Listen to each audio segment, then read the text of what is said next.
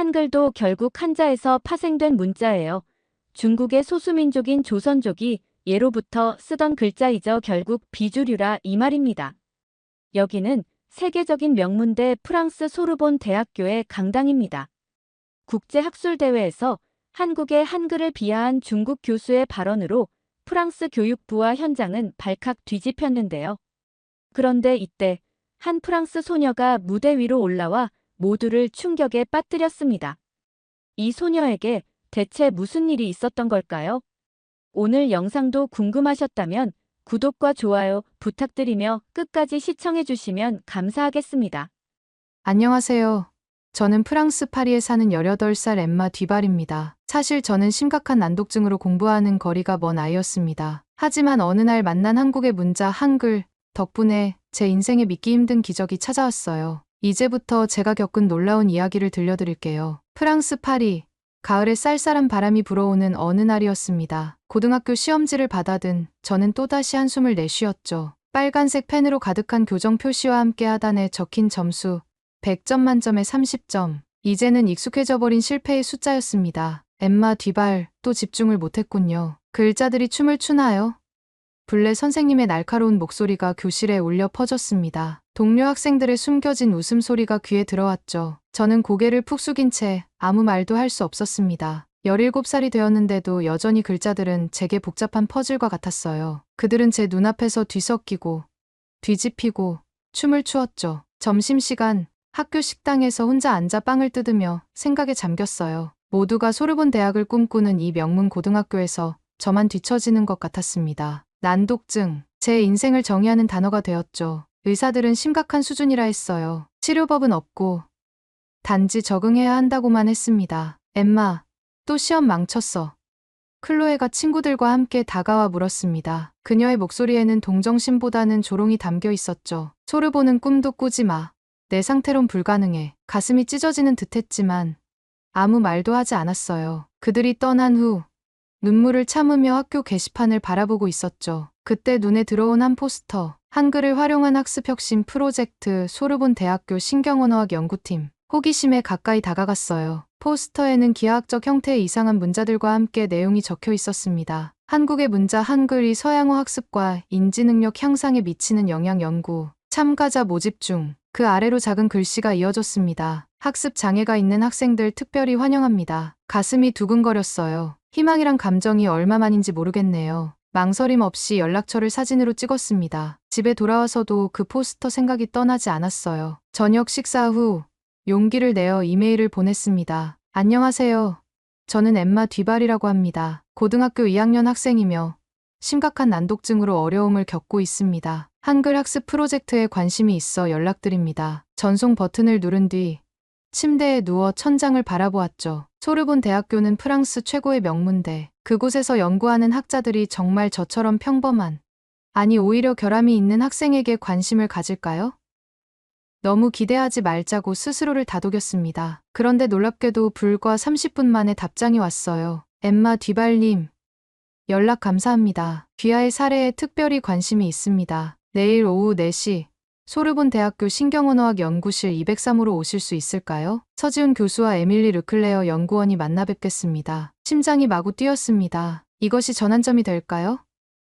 아니면 또 다른 실망일까요? 잠들기 전 포스터에 있던 이상한 문자들을 다시 살펴보았어요. 한글이라는 그 문자들은 어쩐지 제게 희망처럼 느껴졌습니다. 다음 날 학교가 끝난 후 어머니와 함께 바로 소르본 대학으로 향했습니다. 역사적인 건물 앞에 서서 잠시 떨리는 마음을 진정시켰죠. 이곳은 제가 꿈꿔온 대학이었으니까요. 하지만 현실적으로 제 성적으로는 결코 입학할 수 없는 곳이기도 했습니다. 안내에 따라 203호 연구실을 찾아갔어요. 문을 두드리고 들어가자 두 사람이 저를 반겨주었습니다. 한 명은 동양인 남성, 다른 한 명은 프랑스인 여성이었죠. 안녕하세요, 엠마. 저는 서지훈 교수입니다. 동양인 남성이 프랑스어로 유창하게 인사했어요. 그리고 이쪽은 에밀리 르클레어 연구원입니다. 에밀리는 따뜻한 미소로 저를 맞아주었습니다. 환영해요, 엠마. 연락해줘서 고마워요. 앉으세요. 연구실은 책과 논문들로 가득했고 벽에는 이상한 문자와 사진들이 붙어 있었습니다. 긴장된 마음으로 의자에 앉았죠. 엠마, 우선 이 연구에 관심을 보여줘서 고맙습니다. 서지훈 교수님이 말했죠. 저희는 한글이라는 한국의 문자가 서양 학생들, 특히 학습장애를 가진 학생들에게 어떤 영향을 미치는지 연구하고 있어요. 그런데 왜 하필 한국어인가요? 제가 조심스럽게 물었습니다. 교수님의 눈이 반짝였습니다. 좋은 질문이에요. 한글은 세계에서 가장 과학적으로 설계된 문자 중 하나거든요. 모든 글자가 발음 기관의 모양을 본떠 만들어졌고 논리적인 구조를 가지고 있어요. 이런 특성이 뇌의 언어 처리 방식과 매우 잘 맞아떨어진다는 가설을 세웠죠. 에밀리가 이어받았습니다. 우리가 예비 연구에서 발견한 건 한글을 배우는 과정이 뇌의 특정 영역을 자극하고 이것이 다른 언어 학습에도 긍정적인 영향을 미친다는 거예요. 특히 난독증 환자들에게서 흥미로운 결과가 나타났죠. 그들의 설명을 들으며 희망이 솟아올랐습니다. 하지만 한편으론 회의적이기도 했죠. 정말 효과가 있을까요?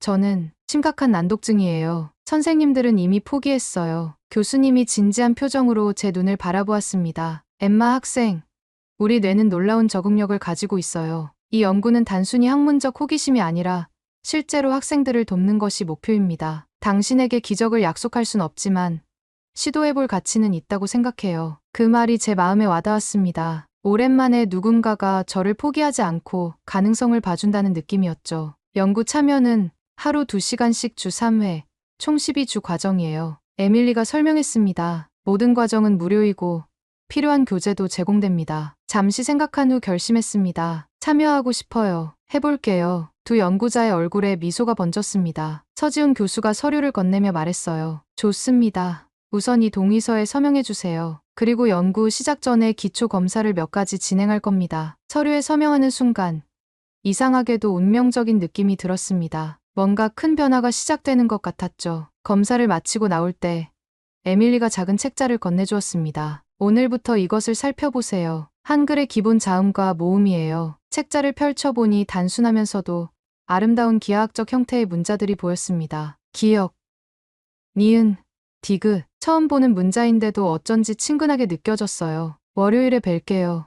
엠마, 교수님이 인사했습니다. 새로운 여정의 시작입니다. 연구실을 나서며 생각했습니다. 이것이 정말 제 인생을 바꿀 수 있을까? 한글이 적힌 책자를 품에 안고 집으로 향했습니다. 희망과 불안이 뒤섞인 밤이었지만 오랜만에 설레는 마음으로 잠자리에 들었습니다. 월요일 오후 첫 수업이 시작되었습니다. 교수님은 칠판에 한글 자음과 모음을 그리며 열정적으로 설명했습니다. 한글은 세종대왕이라는 한국의 위대한 임금이 만든 문자입니다. 500년도 넘은 옛날 백성들이 쉽게 배울 수 있는 문자를 만들고자 하는 세종대왕의 뜻이 담겨 있죠. 그의 설명을 들으며 놀라웠습니다. 서양의 문자와는 완전히 다른 철학이 담겨 있었거든요. 가장 중요한 것은 한글의 과학적 설계입니다. 서지훈 교수가 기역이라는 글자를 가리키며 말했습니다. 이 글자는 혀가 목구멍을 막는 모양을 본떴어요. 니은은 혀가 입천장에 닿는 모양이고요. 에밀리가 옆에서 칠판에 간단한 도표를 그렸습니다. 프랑스어나 영어 같은 알파벳은 형태와 소리 사이에 직접적인 연관성이 없어요. 하지만 한글은 달라요. 소리와 형태가 논리적으로 연결되어 있죠. 그럼 한글이 난독증에 도움이 된다는 건가요?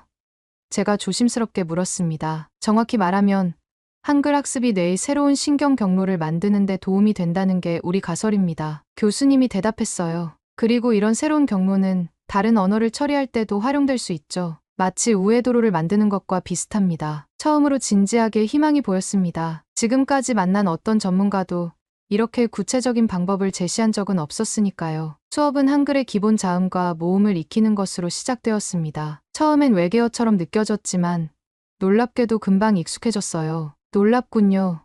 엠마, 에밀리가 제 학습 속도를 보고 감탄했습니다. 자음과 모음을 조합하는 법을 빨리 터득하고 있어요.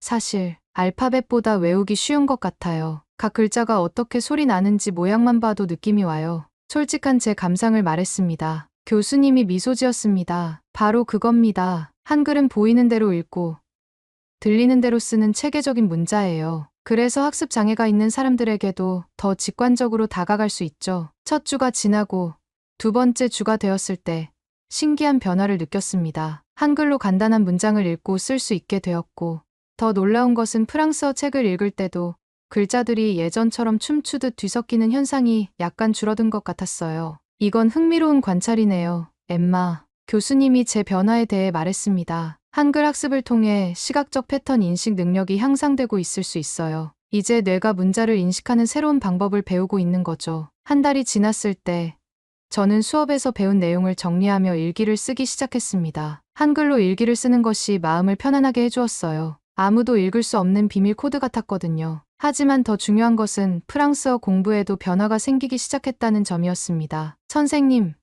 제가 역사 교과서를 읽는데 전보다 시간이 덜 걸렸어요. 어느 날 수업 후 교수님께 말했습니다. 그리고 단어들이 예전처럼 자주 섞이지 않아요. 교수님과 에밀리는 서로 의미심장한 눈빛을 교환했습니다. 매우 고무적인 소식이네요.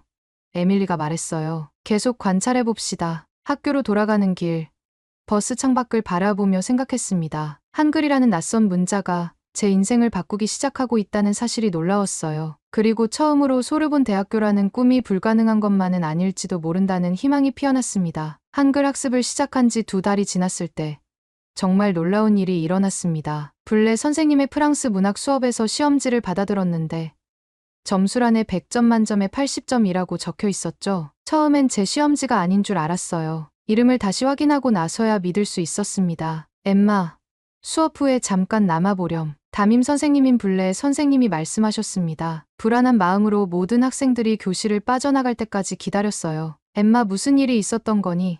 선생님이 의자에 앉으며 물으셨습니다. 2달 전만 해도 엠마는 프랑스어 구문을 분석하는데 극심한 어려움을 겪었어. 그런데 이번 시험에서는 저는 입술을 깨물었습니다. 한글 학습에 대해 이야기해야 할까요? 아니면 그냥 열심히 공부했다고 말해야 할까요? 선생님, 저 사실은 새로운 학습 방법을 시도하고 있어요. 어떤 방법인지 말해줄 수 있니?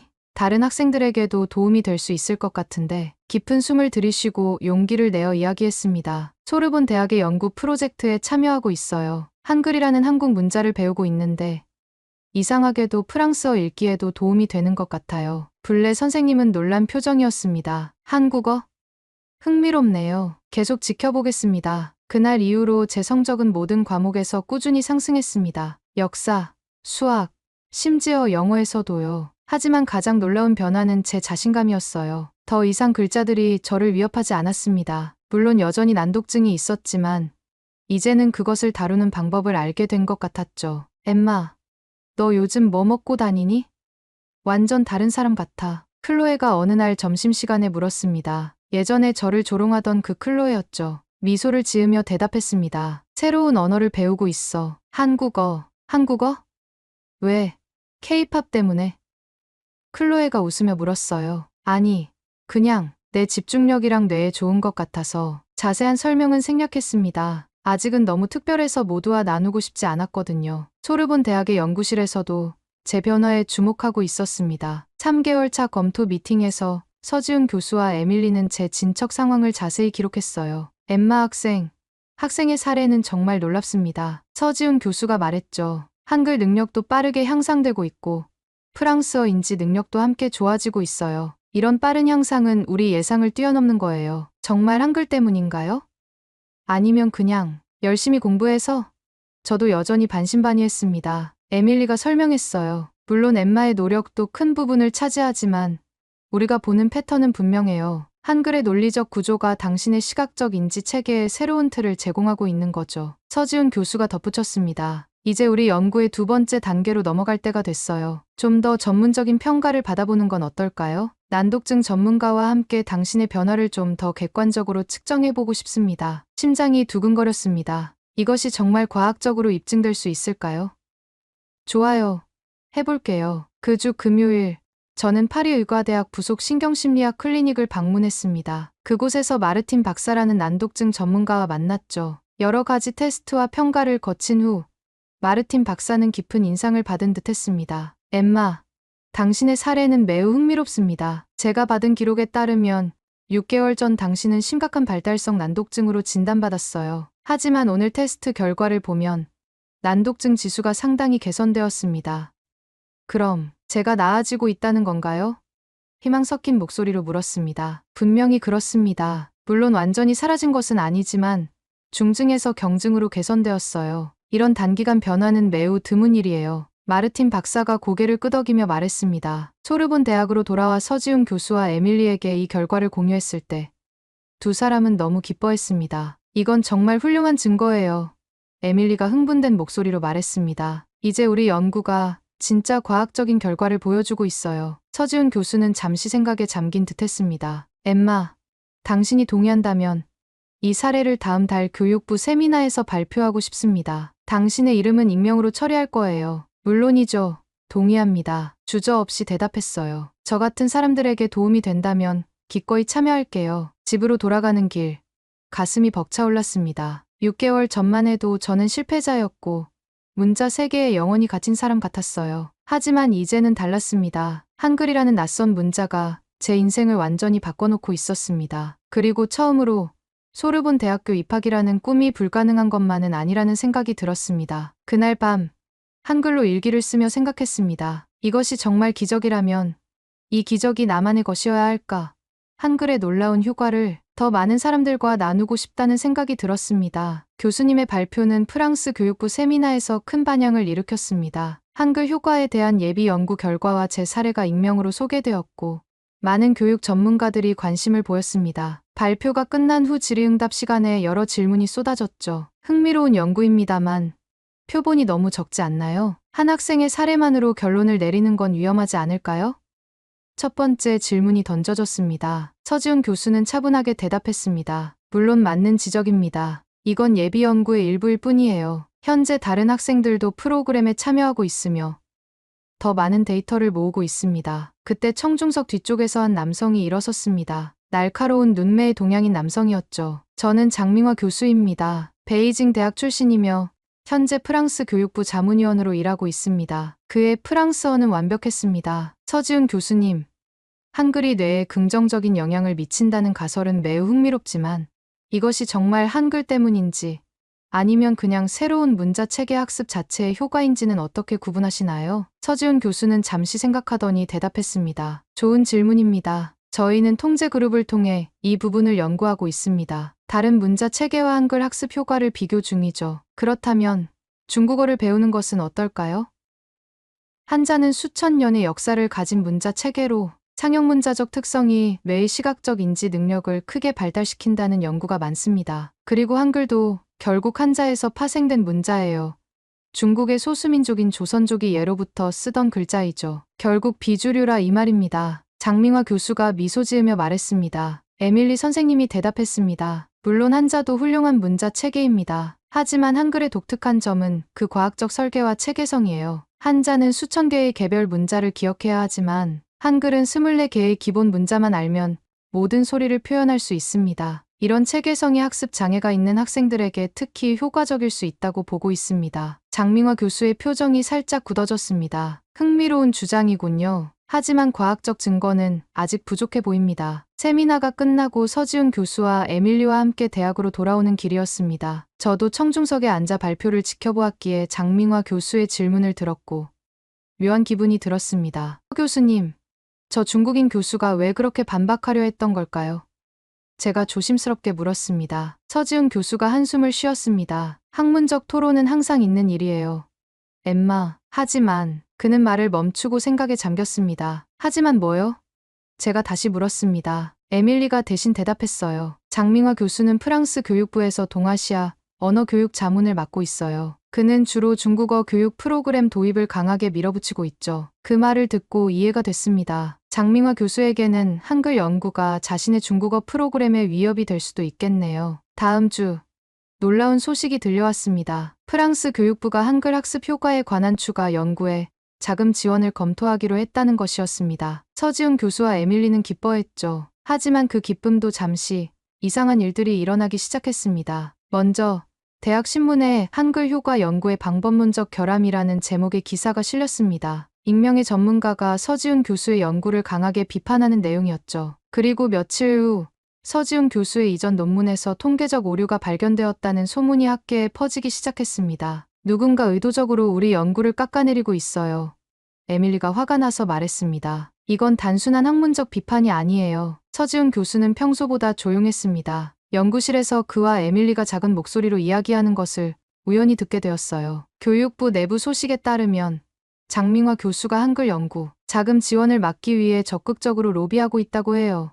에밀리가 말했습니다. 그는 한글보다 한자가 교육적으로 더 가치 있다는 주장을 펴고 있답니다. 서지훈 교수의 한숨 소리가 들렸습니다. 저는 문 앞에서 발걸음을 멈추었습니다. 이것이 단순한 연구가 아니라 국가 간 경쟁이 되어가고 있다는 사실이 충격적이었어요. 그리고 그 중심에 제가 있다는 사실도요. 수업 시간, 서지훈 교수님은 평소와 같이 열정적으로 한글을 가르쳤지만 누군가에 필요한 기색이 역력했습니다. 수업이 끝난 후 저는 용기를 내어 다가갔습니다. 교수님, 제가 뭐 도울 일 없을까요?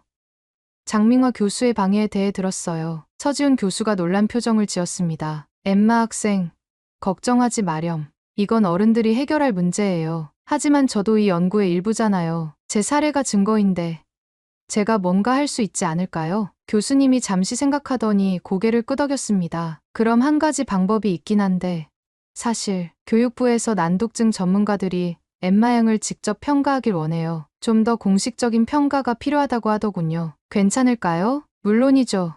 제가 단호하게 대답했습니다. 저는 숨길 게 없어요. 한글 덕분에 제 인생이 바뀌었으니까요. 그러나 기쁨도 잠시 학교에서 또 다른 문제가 발생했습니다. 교장 선생님께서 직접 전화를 주셨어요. 엠마, 나쁜 소식이 있어요. 최근 당신의 급격한 성적 향상에 대한 조사가 있었습니다. 일부 교사들과 학생들이 부정행위 의혹을 제기했어요. 가슴이 철렁 내려앉았습니다. 하지만 선생님, 저는 정말 열심히 공부했고 소르본 대학의 연구 프로젝트가 큰 도움이 되었어요. 나도 엠마 학생을 믿고 싶어요. 하지만 공식적인 조사가 진행될 예정이에요. 조만간 학교 징계위원회가 열릴 거니 출석해야 할 겁니다. 날짜는 조만간 있는 학술대회 바로 다음 날이었어요. 전화를 끊고 바로 서지훈 교수님에게 연락했습니다. 교수님은 이 연구의 총책임자로서 부모님 대신 학교 측에 당장 항의하겠다고 하셨어요. 이렇게 우리를 방해하는 것만 같은 일들이 동시다발적으로 벌어지는 것을 보니 불안감이 엄습했습니다. 마치 누군가가 의도적으로 우리 연구의 성공을 저지하려는 것 같았죠. 그날 밤, 저는 거의 잠을 이루지 못했습니다. 모든 것이 무너져 내리는 것 같았으니까요. 학술대회 당일 아침, 저는 역대 가장 큰 긴장감을 느꼈습니다. 이것은 단순한 학술 발표가 아니라 제 인생과 한글의 가치, 그리고 진실을 둘러싼 싸움이었으니까요. 서지훈 교수님과 에밀리 선생님은 지금까지 찾은 모든 자료를 준비했습니다. 준비됐나요? 엠마? 서지훈 교수님이 물었습니다. 깊은 숨을 들이마시고 답했습니다. 네. 준비됐어요. 진실을 밝힐 시간입니다. 그날의 결과가 어떻게 될지는 아무도 예상할 수 없었습니다. 하지만 한 가지 확실한 것은 저는 더 이상 난독증에 갇힌 무력한 학생이 아니라는 점이었습니다. 한글 덕분에 저는 진실을 위해 싸울 수 있는 용기를 가진 사람이 되었으니까요. 국제교육학술대회가 열리는 소르본 대학교 대강당은 전 세계에서 온 학자들로 가득 찼습니다. 첫 번째 세션의 주제는 언어학습과 인지 발달이었고 장민화 교수의 발표가 먼저 예정되어 있었습니다. 저는 서지훈 교수와 에밀리와 함께 앞줄에 앉았습니다. 심장이 너무 빠르게 뛰어서 주변 사람들도 들을 수 있을 것 같았어요. 손바닥은 땀으로 젖어 있었고 입은 바짝 말라 있었습니다. 긴장하지 마세요. 엠마. 에밀리가 제 손을 꼭 잡았습니다. 우리는 진실을 가지고 있어요. 사회자의 소개와 함께 장민화 교수가 단상에 올랐습니다. 그는 자신감 넘치는 미소를 지으며 청중들을 향해 인사했습니다. 존경하는 동료 여러분, 오늘 저는 언어학습이 매 발달에 미치는 영향에 대한 최신 연구 결과를 공유하고자 합니다. 특히 동아시아 언어의 교육적 가치에 대한 객관적 분석을 제시하겠습니다. 장민화 교수는 매우 설득력 있게 발표를 시작했습니다. 그는 한자의 시각적 복잡성이 뇌의 패턴 인식 능력을 향상시킨다는 연구 결과들을 수십 개의 그래프와 통계 자료와 함께 보여주었습니다. 그리고 갑자기 그의 발표 방향이 바뀌었습니다. 최근 일부 연구자들이 한글이라는 문자가 학습 장애 개선에 효과적이라는 주장을 펼치고 있습니다. 하지만 이러한 주장은 과학적 검증이 부족하며 몇몇 사례의 우연한 결과를 과대 해석한 것입니다. 그는 화면에 서지훈 교수의 연구를 비판하는 슬라이드를 띄웠습니다. 서지훈 교수의 연구는 표본이 너무 적고 방법론적으로 심각한 결함이 있습니다. 한 명의 학생 사례만으로 어떻게 한글의 효과를 일반화할 수 있을까요?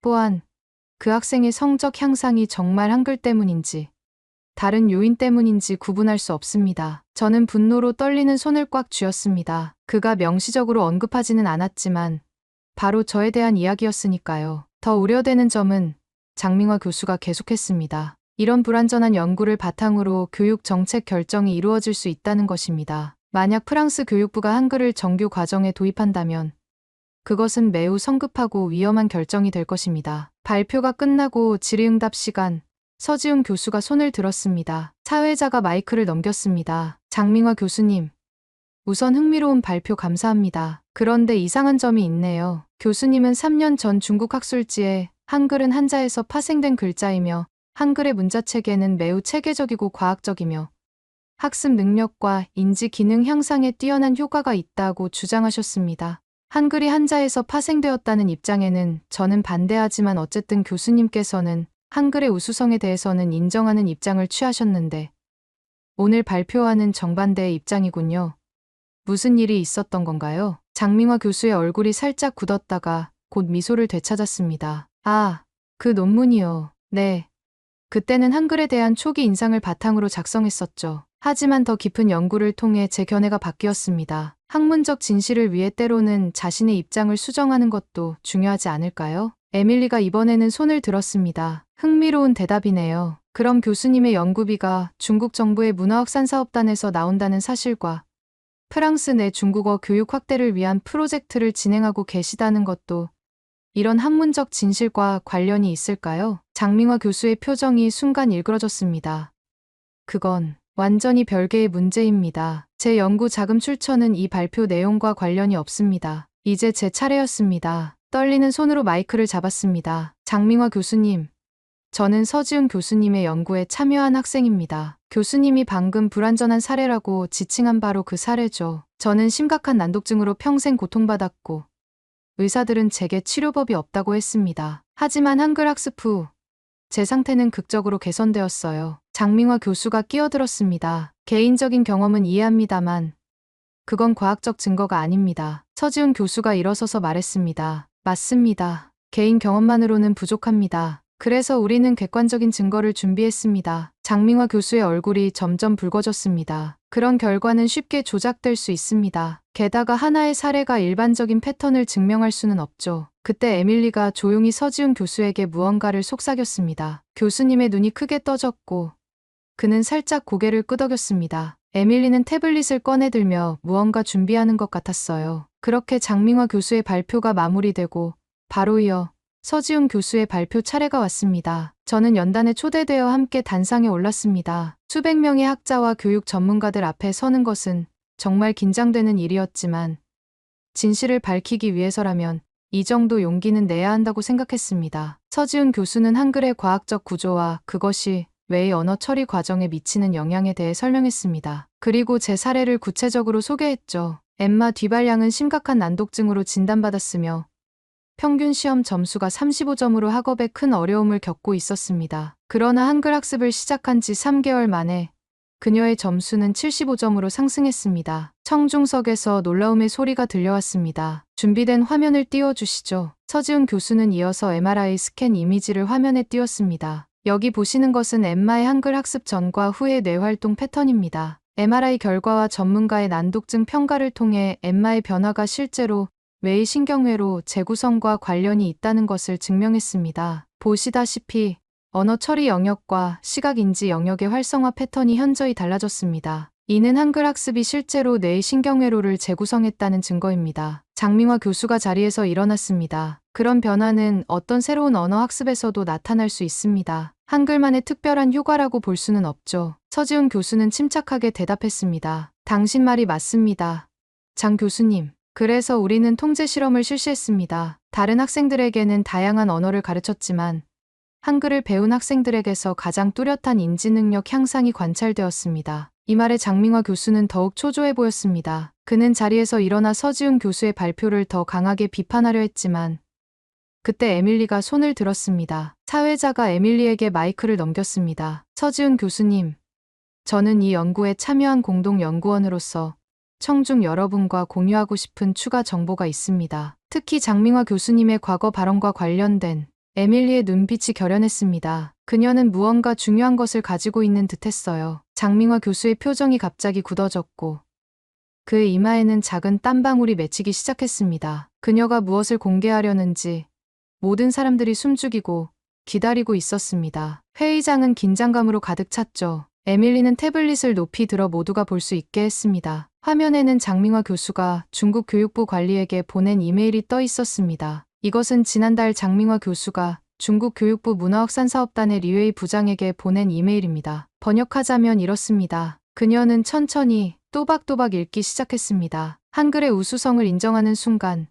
중국의 한자 중심 교육 체계는 위험에 처할 것입니다. 한국의 문화적 영향력을 막기 위해 국제사회에서 한글을 폄하하는 여론을 적극 확산시켜야 합니다. 한글에 대한 긍정적인 연구 결과들은 철저히 삭제하거나 왜곡할 필요가 있습니다. 프랑스 교육부 내 우리의 위치를 활용하여 이 연구 자금 지원을 막는 데 성공했으나 소르본 대학의 독자적 연구는 여전히 위협적입니다. 회의장은 완전한 침묵에 빠졌습니다. 모든 눈이 장민화 교수를 향했습니다. 그의 얼굴은 창백해졌고 말을 잇지 못했습니다. 어떻게 당신이 그걸? 그는 더듬거리며 말했습니다. 에밀리가 계속해서 말했습니다. 그뿐만이 아닙니다. 장민화 교수는 엠마의 학교 교장에게 연락해 그녀의 성적 향상에 의문을 제기하도록 압력을 넣었습니다. 여기 그 통화 기록이 있습니다. 그녀는 또 다른 증거를 화면에 띄웠습니다. 장민화 교수와 교장 선생님 사이의 통화 내용이었죠. 사회자가 급히 마이크를 잡았습니다. 이런 심각한 주장은 확인이 필요합니다. 장 교수님,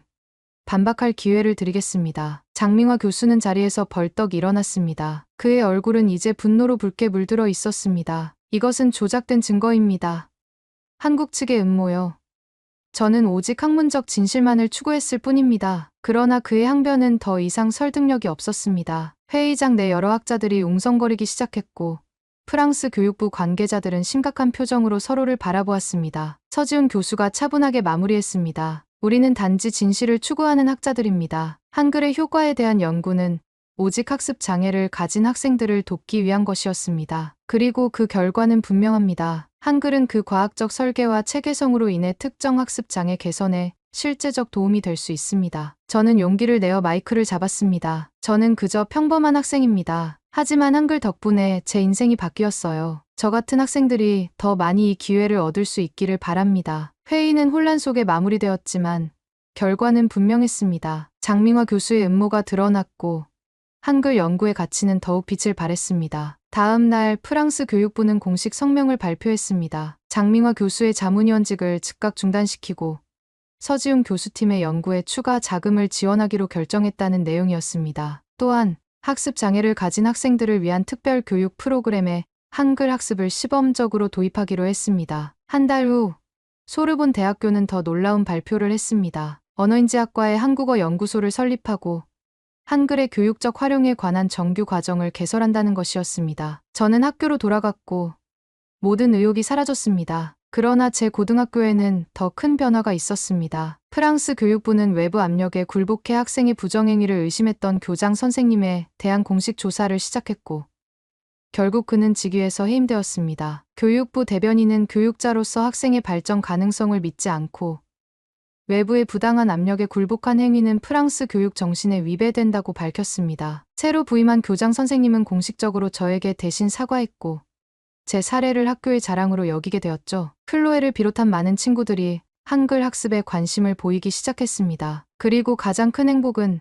프랑스 수학 능력 시험인 바칼로레아 결과였습니다. 높은 성적으로 합격했고 꿈에 그리던 소르본 대학교 언어인지학과에 입학할 수 있게 되었습니다. 서지훈 교수님의 연구실에서 조교로 일하며 다른 학습장애 학생들을 돕는 것이 제 새로운 꿈이 되었죠. 장민화 교수는 중국으로 돌아갔습니다. 국제학계에서 그의 평판은 크게 손상되었고 어떤 유럽 대학도 더 이상 그와 협력하지 않는다고 합니다. 한 해가 지난 지금 프랑스 교육부의 시범 프로그램은 놀라운 성공을 거두고 있습니다. 한글 학습을 통해 수많은 학습장애 학생들이 개선을 보이고 있으며 이 소식은 독일, 이탈리아, 영국 등 다른 유럽 국가들로 퍼지고 있습니다. 서지훈 교수는 최근 인터뷰에서 이렇게 말했습니다. 한글은 단순한 문자가 아닙니다. 그것은 인간의 지식과 지혜를 누구나 쉽게 접할 수 있게 하려는 세종대왕의 꿈이 담긴 위대한 발명입니다. 약 600년이 지난 지금 그 꿈이 전 세계로 퍼져나가고 있다는 것은 정말 놀라운 일입니다. 저는 이제 더 이상 글자들과 싸우지 않습니다. 한글을 만난 덕분에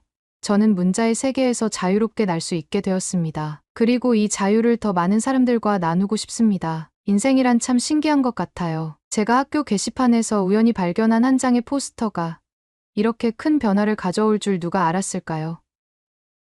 때로는 가장 예상치 못한 곳에서 희망이 찾아오는 것 같습니다. 서지훈 교수님이 자주 말씀하시는 한국 속담이 있습니다. 고진감래, 고생 끝에 기쁨이 온다는 뜻이랍니다. 제 이야기가 난독증으로 고통받는 다른 이들에게 작은 희망이 되길 바랍니다. 그리고 한글이라는 놀라운 선물을 세계에 준 한국에게 진심으로 감사드립니다. 오늘은 난독증으로 평생 고통받았던 프랑스 소녀 엠마가 한글을 배우며 인생이 완전히 바뀌게 된 감동적인 사연을 소개해 드렸습니다. 여러분은 한글이 가진 놀라운 힘에 대해 어떻게 생각하시나요? 여러분의 소중한 의견을 댓글로 남겨주세요. 오늘의 사연이 마음에 드셨다면 구독과 좋아요 꼭 눌러주세요. 여러분의 구독과 좋아요는 더 좋은 영상을 만드는 큰 힘이 됩니다. 지금까지 시청해주셔서 진심으로 감사합니다. 중국이 숨겨온 거대한 피라미드의 진짜 주인은 중국인이 아니었습니다. 하버드 대학교에서 열린 국제 역사 세미나가 긴장감으로 가득 차 있습니다. 중국 최고 고고학자가 서한 피라미드는 중국 문명의 우월성을 입증한다고 주장했는데요. 이때 한국에서 온 한 역사학자가 놀라운 반박 자료를 제시하며 현장이 술렁이기 시작했습니다. 중국이 숨겨왔던 피라미드의 진짜 주인은 누구일까요? 오늘 영상 궁금하시다면 좋아요와 구독 부탁드리고 바로 시작하겠습니다. 안녕하세요.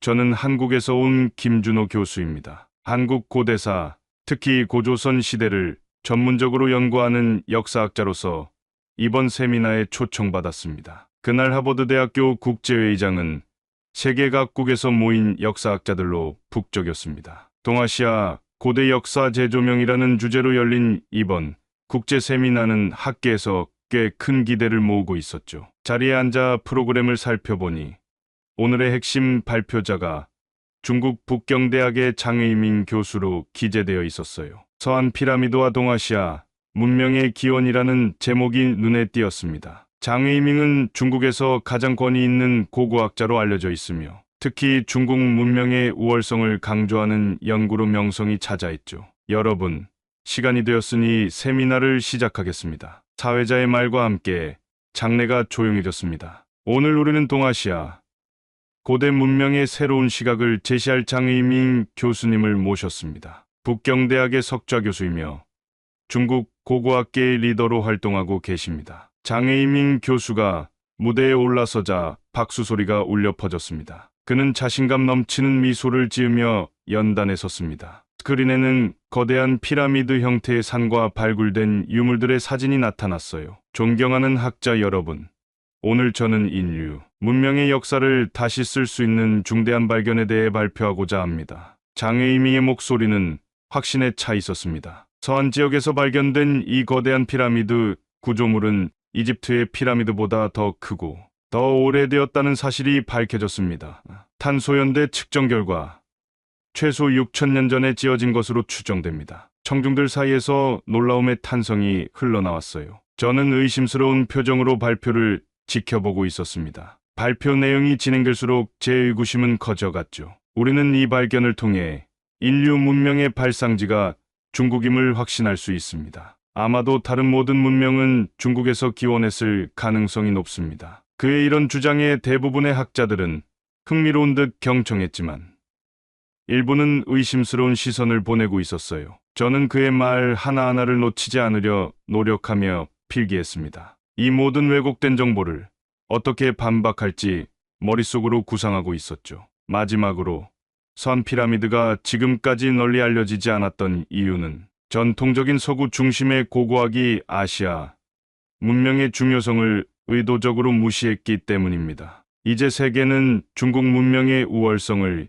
인정해야 할 때입니다. 장의민의 발표가 끝나자 박수 소리가 들렸습니다. 하지만 저는 박수를 치지 않았어요. 저는 가슴 속에서 울컥 올라오는 감정을 간신히 억누르며 질의응답 시간을 기다렸습니다. 자리에서 일어나 손을 들었죠.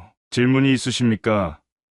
사회자가 객석을 향해 물었습니다. 저는 망설임 없이 손을 들었고 사회자의 지목을 받자 마이크를 잡았습니다. 장내의 모든 시선이 저에게 집중되었죠. 김준호 교수입니다. 대학에서 고조선 문명을 연구하고 있습니다. 제 소개에 장의민의 얼굴에 미묘한 긴장감이 스쳤습니다. 장 교수님, 흥미로운 발표 감사합니다만 몇 가지 의문점이 있습니다. 마이크를 꽉 쥐고 질문을 이어갔습니다. 첫째, 선 피라미드에 대한 공식 발굴 보고서가 지금까지 공개되지 않은 이유는 무엇입니까? 세계적 발견이라면 투명한 학술 검증 과정이 필요하지 않을까요? 장에이밍은 미소를 지으며 대답했습니다. 중국의 문화재 보호 정책상 일부 자료는 공개까지 시간이 걸립니다. 곧 모든 자료가 공개될 예정입니다. 더구나 서한 피라미드 지역은 고대의 동이족의 활동 영역이었음을 보여주는 여러 문헌 기록이 있습니다. 청중 사이에서 작은 소음이 일기 시작했습니다. 몇몇 학자들은 고개를 끄덕이며 제 말에 동의하는 듯했고,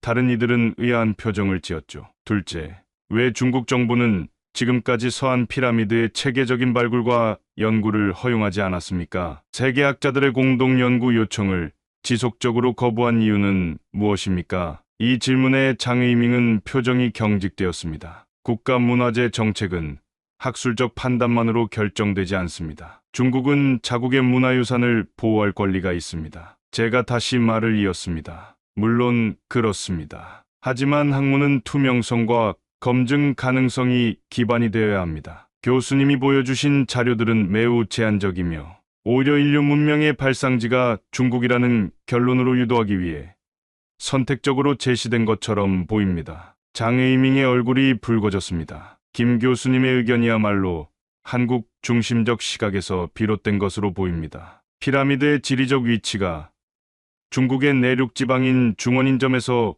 고고학적 증거는 명확합니다. 세미나장은 긴장감으로 가득 찼습니다. 여러 학자들이 흥미로운 표정으로 우리의 논쟁을 지켜보고 있었습니다. 사회자가 다음 질문자를 부르려 했지만 저는 마지막 한마디를 덧붙였습니다. 피라미드 내부에서 발견된 유물이라던가 토양의 정확한 탄소연대 측정 결과를 공개해 주시길 바랍니다. 그래야 학문적 검증이 가능할 테니까요. 장의밍은 억지 미소를 지으며 고개를 끄덕였지만 그의 눈에서는 불편함이 역력했습니다. 저는 자리로 돌아가며 이 논쟁이 이제 시작에 불과하다는 것을 직감했습니다. 장에이밍 교수는 잠시 머뭇거리더니 연단으로 돌아갔습니다. 그때부터 그의 태도가 완전히 바뀌었죠. 이전의 부드러운 표정은 사라지고 차갑고 날카로운 눈빛으로 저를 바라보았습니다. 한국의 김준호 교수님이 흥미로운 질문을 제기하셨군요. 하지만 저는 이런 질문들이 순수한 학문적 호기심에서 비롯되었다고 보기 어렵습니다. 장에이밍의 목소리가 강해졌습니다. 이는 전형적인 중국을 깎아내리려는 편향적인 시각에서 비롯된 음모론에 불과합니다. 장내의 긴장감이 감돌았습니다. 몇몇 학자들은 불편한 표정을 지었고 일부는 고개를 끄덕이며 장의밍의 말에 동의하는 듯했어요. 저는 중국 정부에서 공식적으로 승인한 발굴과 연구 결과만을 인정합니다. 한국 학자님이 언급하시는 소위 동이족의 단군 신화와의 연관성은 과학적 근거가 전혀 없는 주장입니다. 신화를 역사적 사실처럼 다루는 것은 고고학의 기본 원칙에 어긋납니다. 저는 다시 손을 들었지만 장의밍은 무시하고 계속 말을 이어갔습니다. 또한 서한 피라미드 구조물에서 관찰된 건축, 양식과 특징들은 명백히 중국 초기 문명의 특성을 보여주고 있습니다. 김 교수님이 주장하시는 일부 고조선, 청동기 시대와 고구려, 무덤 양식과 유사성이 있다고 해서 이를 자기네 문명의 것으로 주장하는 것은 무리가 있습니다. 그렇게 따지면 세계 모든 고대 문명의 구조물은 서로 연관되어 있다고 해야 할 테니까요. 장에이밍은 새로운 슬라이드를 보여주었습니다. 중국 각지에서 발견된 유사한 형태의 고분과 건축물들이었죠. 이것들은 모두 중국 영토 내에서 발견된 구조물들입니다. 형태의 유사성은 중국 문명의 광범위한 영향력을 보여주는 증거이지 외부 문명의 개입을 의미하지 않습니다. 제 마음속에서는 분노가 일었습니다. 그가 보여주는 유적들 중 상당수는 명백히 동이족 문화의 특징을 보이고 있었기 때문이죠. 하지만 침착함을 유지하며 다시 한번 손을 들었습니다. 사회자가 머뭇거리다 마이크를 제게 넘겼습니다. 김 교수님, 짧게 말씀해 주시기 바랍니다. 다른 질문자들도 기다리고 있습니다. 감사합니다. 장 교수님. 제가 제기한 질문들은 음모론이 아닌 학문적 검증을 위한 기본적인 질의입니다. 특히 시안 피라미드뿐만 아니라 같은 맥락으로서 중국이 일부만 발굴하고 조사를 중단한 진시황릉의 병마용에 관해 말씀드리자면, 병마용경에서 발견된 전차의 바퀴살이 30개인 점은 중국 전통 마차가 아닌 고조선 시대 마차의 특징과 일치합니다. 또한 산둥성 무시사당의 단군 벽화에 등장하는 마차와 병마용경의 전차가 유사하다는 사실은 여러 고고학자들에 의해 지적된 바 있습니다. 장의밍의 얼굴이 붉어졌지만 저는 계속 말을 이어갔습니다. 게다가 북경대학의 화충구 교수님도 진시황릉 유적이 동이족 문화와 연결되어 있다는 논문을 발표한 바 있지 않습니까? 이런 학술적 주장들을 단순히 민족주의적 편향으로 치부하는 것은 학문적 토론의 자세가 아닙니다. 장의밍은 잠시 말을 잇지 못했습니다. 세미나장의 분위기가 묘하게 변했어요. 다른 학자들도 이 논쟁에 관심을 보이기 시작했고, 몇몇은 제 말에 동의하는 듯한 표정을 지었습니다. 장의밍은 마침내 입을 열었습니다. 화충구 교수의 논문은 학계에서 널리 인정받지 못한 소수 의견입니다. 그리고 바퀴살의 수와 같은 세부적인 유사성만으로 문명 간의 연관성을 주장하는 것은 비약입니다. 그때 세미나장 뒤쪽에서 한 노인이 천천히 일어났습니다. 백발이 성성한 그는 자리에서 일어나 조용히 말했습니다. 질문이 있습니다. 그의 독일 악센트가 섞인 영어가 세미나장에 울렸습니다. 사회자는 놀란 듯 그를 바라보았습니다. 리하르트 밀러 교수님, 오늘 참석하셨는지 몰랐습니다. 물론 질문해 주십시오. 모든 시선이 리하르트 밀러에게 향했습니다. 그는 독일의 원로 고고학자로 중국 고대 문명 연구의 권위자였습니다. 특히 90년대 초반 중국 서안 지역 연구 중 중국 정부에 의해 추방된 일화로도 유명했죠. 저는 숨을 죽이고 그의 말을 기다렸습니다. 세미나장의 긴장감은 극에 달했습니다. 리하르트 밀러 교수는 천천히 연단으로 걸어왔습니다. 80이 넘은 나이에도 불구하고 그의 걸음걸이는 단호했고 눈빛은 예리했죠. 연단에 선 그는 자신의 노트북을 연결하더니 청중을 향해 말했습니다. 저는 오늘 이 자리에 특별한 목적으로 왔습니다. 장의밍 교수의 발표를 듣고 더 이상 침묵할 수 없다는 생각이 들었기 때문입니다. 리하르트 교수는 화면을 켰습니다. 그의 눈빛이 진지해졌습니다. 1994년 저는 중국 정부의 허가를 받아 서안 지역의 피라미드 구조물을 연구하고 있었습니다. 그러나 어느 날 갑자기 연구가 중단되고 제 자료는 압수되었으며 저는 추방당했죠. 이유는 제가 발견한 자료들이 중국의 공식 역사관과 맞지 않는다는 것이었습니다. 장의밍의 얼굴이 창백해졌습니다. 세미나장은 완전히 조용해졌어요. 사실 저희 동료인 하르트비 하우스도르프와 저는 함께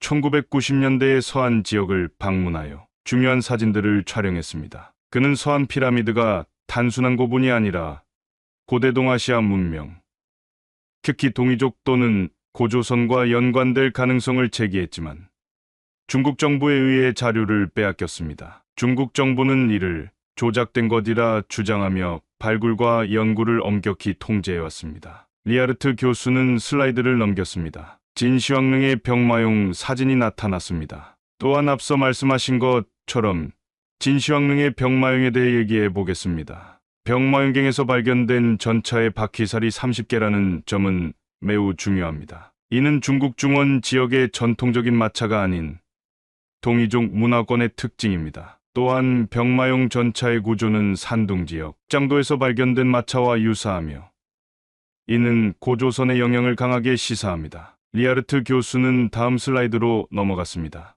놀랍게도 진시황릉에서 발견된 상투를 튼 병마용의 갑옷과 무기들의 세부 사진이었습니다. 보시다시피 병마용은 머리에 상투를 틀었고 이 갑옷과 무기들의 제작 기법은 중원 지역의 기술과 분명한 차이를 보입니다. 제 연구에 따르면 이는 동이족의 청동기 제작 기술과 더 가깝습니다. 진시황은 철기 시대의 무기로 중원을 통일하였지만 병마용에서 출토된 무기는 단군왕검 시대의 청동기 문명이라는 것입니다. 더욱이 비늘 갑옷은 고구려 개마무사나부여 고조선의 무장이며 무기의 상태로 보아 진시황보다 수백 년은 앞선 형태입니다. 병마용조차 진시황의 것이 아니라 고대 청동기 문명의 산물이라는 점은 아직도 잘 알려지지 않은 것 같습니다. 진시황의 선조가 한족이 아니라는 점은 역사 공부를 조금이라도 해본 사람이라면 많이 알고 있는 사실입니다. 사실 중국 고대 왕조의 상당